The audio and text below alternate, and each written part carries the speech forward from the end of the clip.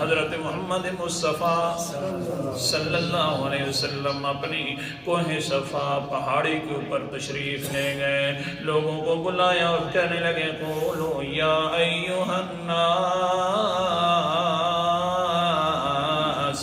قولوا لا الہ الا اللہ تفلحون، او لوگوں لا الہ الا اللہ پڑھ لو تو کامیاب ہو جاؤ گے۔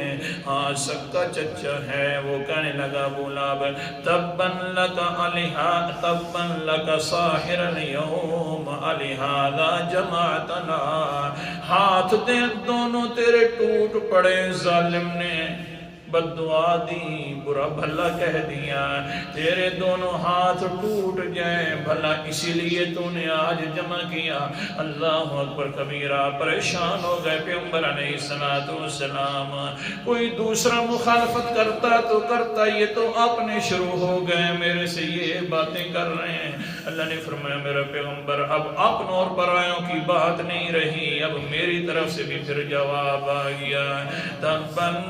تبت یدا ابی لہب وتب، اے میرا پیغمبر جس طرح اس ظالم نے الفاظ کہے نا، میرے اللہ کی بھی یہی الفاظ ہیں کہ ابو لہب کے دونوں ہاتھ ٹوٹ جائیں اور تباہ و برباد ہو جائیں۔